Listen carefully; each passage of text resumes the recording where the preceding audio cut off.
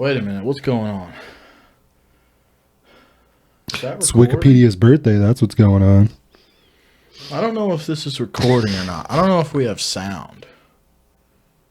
Hopefully. It says it's recording. Ladies and gentlemen, welcome back to Behind the Glass. Welcome. I feel great today. I feel great. I dare anybody. Dave, say something about this paper and this pen, man. I can take my notes if I want to. It's a great day, yeah. Beautiful day. You know why it's a great day? Nope. Because we are here in the studio. Email your questions. Email some, something a topic you want to discuss to theglass128@hotmail.com. We also have a Facebook page. You can plug that. Yeah.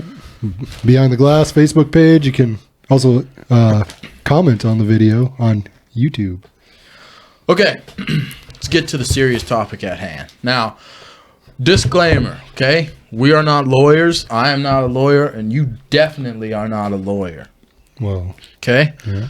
But, I don't even know if that's in the right context. Or is lawyer... Well, we're not a member of Congress. We're not a member of the Department of Defense, the Department of Justice, the Department of State. We're not members of any of that crap. I hope... We're the bosses of our own department. Yeah, we run this show.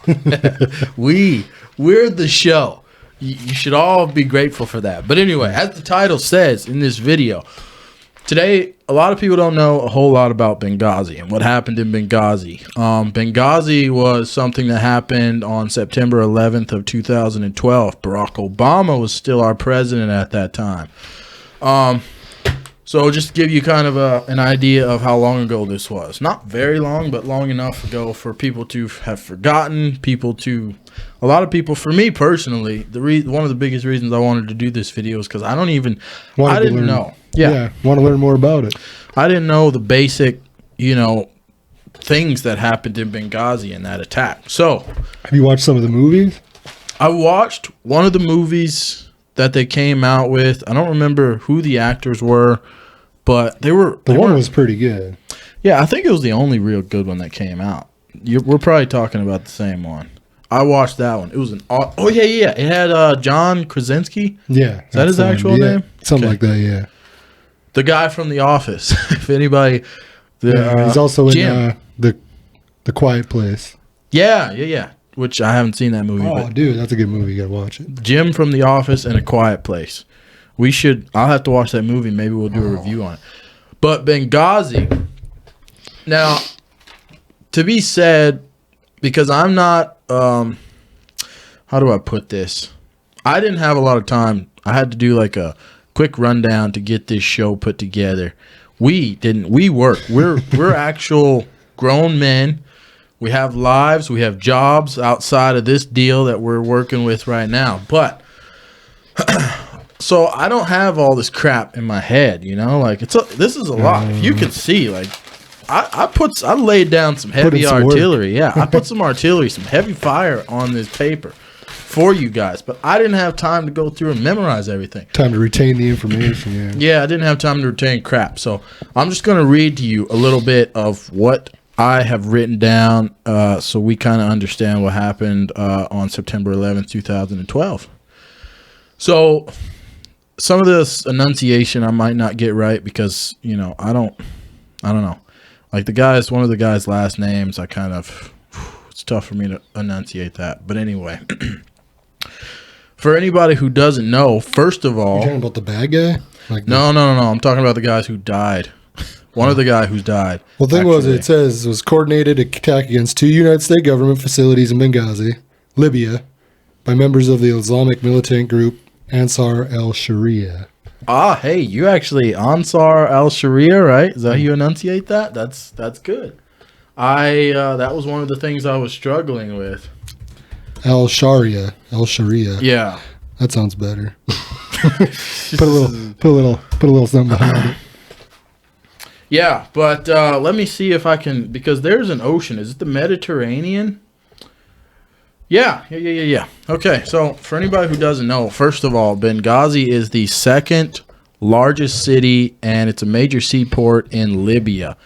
And it's if you look at it on the map, you can see that it's right there on the Mediterranean, which is pretty cool, actually. If I was to go visit, I feel like that'd be a beautiful place. But this is a serious discussion, and it's kind of in between, like, what do I want to say? Oh, like Africa and like your Middle East, right? Yeah, pretty much. It's on that like peninsula part that like connects them all, right? Yeah, because I believe during or after the attack, they had like some sort of African special force over there, like trying to help with this compound. But it's the second largest city. It's a major seaport. And on September 11th, 2012, oddly enough, this attack happened on September 11th. I thought that was pretty weird. Yeah. Because we had 9/11 too, and that happened in what, 2001? Yeah, it seems kind of odd. Very strange, but members of one of the most powerful jihadi groups, and this is at 9:40 p.m. Benghazi time, so whatever that is, like United States time. It says members of one of the most powerful jihadi groups in Libya attacked our American diplomatic compound in Benghazi and killed 4 Americans. 4 Americans were killed that night.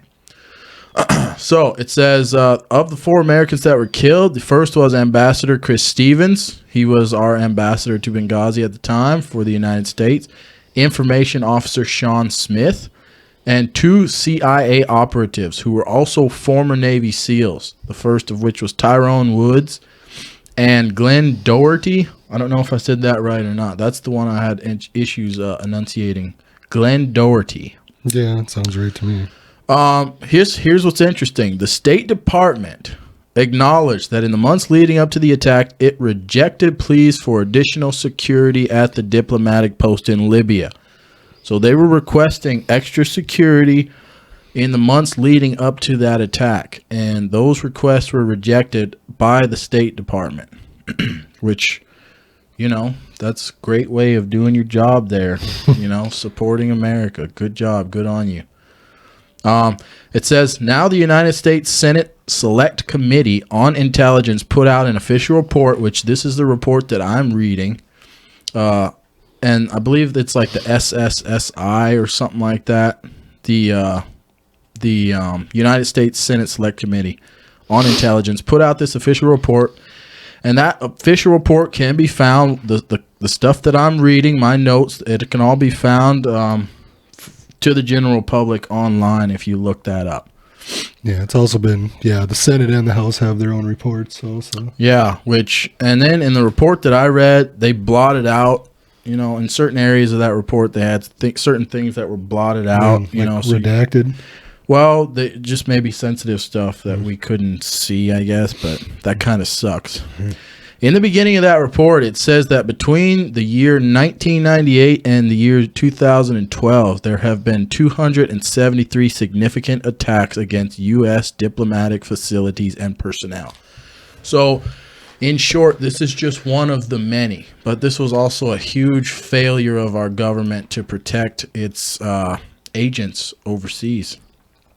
So at approximately 9:40 p.m., roughly 60 different attackers entered the compound unimpeded. That means they didn't have any interruptions as they bombarded this compound. They used diesel fuel to set fires inside the compound. This report states that they were effectively at least 3 different attacks against those U.S. facilities in fewer than 8 hours that night. Through the fight, the ambassador, Chris Stevens, and Sean Smith were killed due to inhalation of heavy smoke from these diesel fires that they set in these buildings.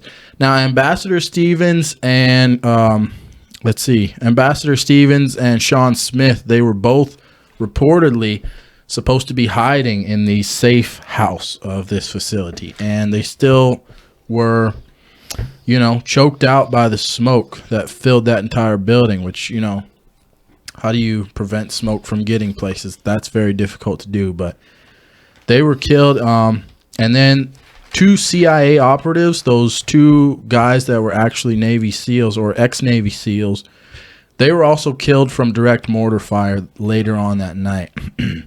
Now, all the way from April 2012 up to the attack in September. This is from April of that year all the way up to September. It says the ambassador and the other State Department officials in Libya had been outlining concerns directly to the State Department headquarters about the security of the mission compound in Benghazi. They all made several requests for additional security just so that they would have the minimal personnel necessary in the event of an attack like what occurred on that night. Now, all these requests were ignored. Funding, I suppose. Maybe. Maybe. It says all these requests were ignored, but here it's important to note that Hillary Clinton was serving as the 67th United States Secretary of State under President Obama from 2009 to 2013. So at that time, she was the head of state, or the Secretary of State, excuse me. Now, the Secretary of State, to anyone who doesn't know that, is the Chief Executive Officer of the Department of State. The only reason I wanted to mention this is in light of the current situation that we're having in this country with the COVID response, everybody's blaming everything on one person, okay? Everyone on the left, I should say, is blaming the entire COVID pandemic on one individual right now, and that's President Trump. So if we're going to use that kind of logic, we believe that we can now safely assume that all 4 deaths that night, they're directly to blame. We can directly blame Hillary Clinton for that because she was the head of that department. Even though she may not have had, she's got people underneath her. She may not have had anything, she might not have even been aware of it or whatever at the specific time it was going on. But if we're going to use the left's logic, we can comfortably say that she was to blame for all 4 deaths that night because she's the person who's signing the paperwork. She's in charge. She was the Secretary of State. So the classified version of the ARB report, or the Accountability Review Board, that's what ARB stands for, Accountability Review Board, they found that the mission compound, quote, included a weak and very extended perimeter, an incomplete interior fence, no man traps, and unhardened entry gates and doors. Benghazi was also severely under-resourced with no regard to weapons, ammunition, non-lethal deterrence, and fire safety equipment, including escape masks. Which escape masks I'm sure would have been very useful to the ambassador and information officer Sean Smith when they were dying of smoke inhalation at that time. Okay, so it says also the ARB found the mission facility had received additional surveillance cameras, but they remain uninstalled because the State Department had not yet sent out the technical team necessary to install them. So the surveillance cameras that would have helped when those 60 or so individuals entered this compound that night, and it says in the beginning of that report that they were unimpeded.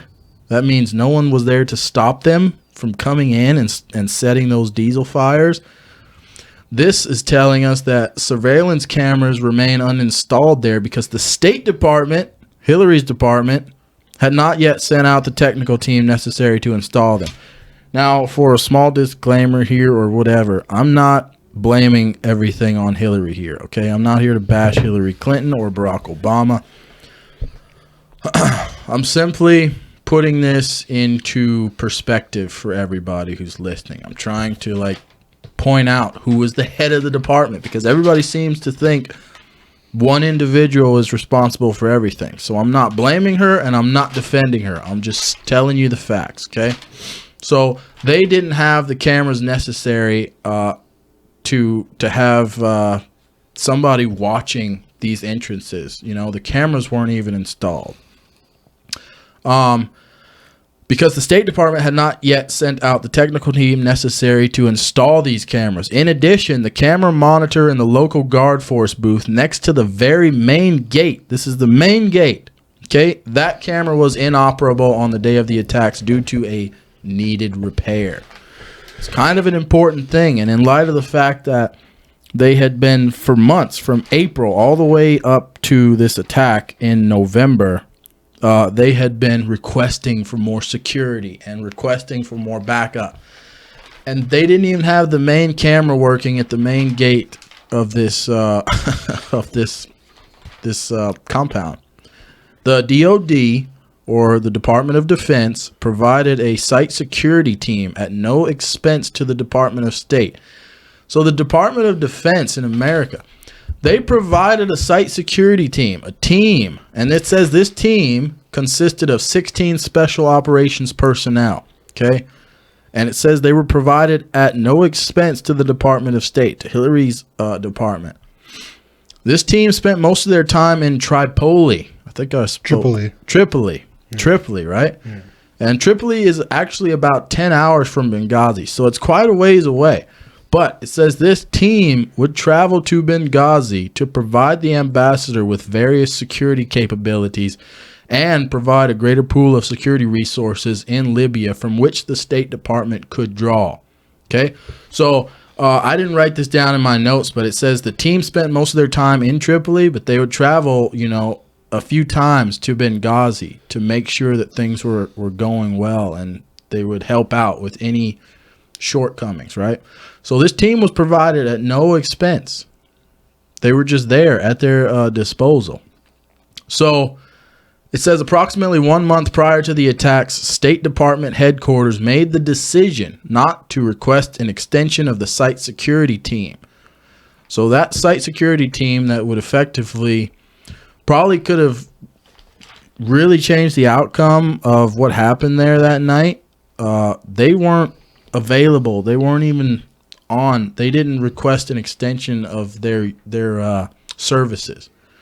And oddly enough, actually, it says the Department of Justice the Department of Defense, confirmed that Ambassador Stevens, who is the one who died that night due to smoke inhalation, he was actually the one who declined 2 specific offers from General Carter Ham to sustain support of the site security team in those weeks before the attack. So comes down to money, basically. You think so? That's the way it sounds. Well, these were free. These guys were free support for that compound. Well, nothing comes free. Well, yeah. But it says there's money somewhere there. Yeah. Oh, man, did I close that? What did I do? So it said in one of these in closing, they did a general summary of what they thought the reason was, an overview. It says the majority believes that the terrorist attack against U.S. personnel at the temporary mission facility and the annex in Benghazi, Libya, on September 11th and 12th, 2012, were likely preventable based on the known security shortfalls at the U.S. mission and the significant strategic, although not tactical, warnings from the intelligence community about the deteriorating security situation in Libya. The majority also believes, however, that the Benghazi attacks have been the subject of misinformed speculation and accusations long after the basic facts of the attacks have been determined, thereby distracting attention from more important concerns. The tragic deaths of 4 brave Americans and the hunt for their attackers, efforts by the U.S. government to avoid future attacks, and the future of the U.S.-Libya relationship. So they're saying, effectively at the end of this review that they put out of what happened out there, they're saying it was just a breakdown of information, the chain of command. People were reporting security issues, people were reporting problems they were having, concerns, they wanted more security, and it either wasn't being reported to the Department of Defense, or when it got to the Department of Defense, it was being ignored. So that's effectively what happened in Benghazi, and unfortunately, 4 people died as the result of just what are you doing? As the head of, and once again, I'm kind of putting Hillary on the spot here, but as the head of the Department of, what is she the head of? The Secretary of State. Yeah. As the head of the Secretary of State, there's no reason, especially if, like I said in my notes, it was like 237 significant attacks that we've already had in the United States from 1998 to 2012. You would think, and I actually read something, and I don't know if it's true or not because I read it on Wikipedia, I think, so take this with a grain of salt. But in this report, they stated there were 273 significant attacks against U.S. diplomatic facilities, and I read on that page that we only had, up till 2019, we've only had 273 diplomatic facilities. So if that's true, what it's saying is each and every single one of our diplomatic facilities have been attacked over the course of the time that we've had them in place. So if that's true, okay, I don't know which number this is, but that thing said up to 2019, we've had 273. So let's say, I don't know. Well, it could mean something was attacked more than once also, correct? Yeah, but the page I was on said there were 273 facilities from 98 to 2019. So either way, let's just say we've had 200 facilities, and this Benghazi facility was number 205 or whatever. You don't think at number 205 you would think, okay, well, we've had 204 other facilities and they've all been attacked. Wouldn't we care when the security forces and the ambassador at this facility is telling us that they're severely understaffed and they need help? You would think that would be a top priority thing, like at least have the cameras working on site. It says these people that attacked this jihadi group in Libya, when they attacked, it said they entered the compound unimpeded. That means with ease. Well, didn't even Trey Gowdy go after her for stuff, asking her questions about it? This is where the whole email stuff came into play. I think this is when all the email stuff started with her. Yeah. Once again, I haven't done my research on that. I apologize, but kind of take it with a grain of salt. But I think that's where all that started with the email stuff. And then there was so much that she hid in the emails, and a bunch of emails got deleted from what I know. It was a messy deal, man. Very messy. And she's free. Well, it says this one guy, it says right here that, despite persistent accusations against them, there's 6 by Republican-controlled congressional committees did not find that they or any other high-ranked Obama administration officials had acted improperly. They weren't able to find anything.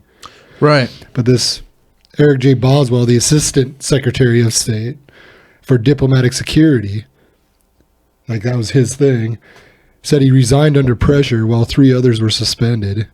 In her role as Secretary of State, Hillary Clinton subsequently took responsibility for the security lapses. Well, I believe Suzanne Rice was a big part of that as well. Yeah, that's what it says, yeah. So, but, there's people that were suspended and also people that left. Yeah, so just because, I'm not blaming her for it, but... Well, it comes down to her. Even if she put it off on somebody else. She was the head of the department that was responsible for providing, what they needed out there, and it was not done, and they were repeatedly, communicating with them over the course of months throughout that year that they needed more help, and it was not given to them. So, glean what you will from that, but that's kind of a basic rundown of what happened. Obviously, there's a lot more behind the scenes and in depth than that, but for those of you who, like me, were just curious about the general facts of that, now you know.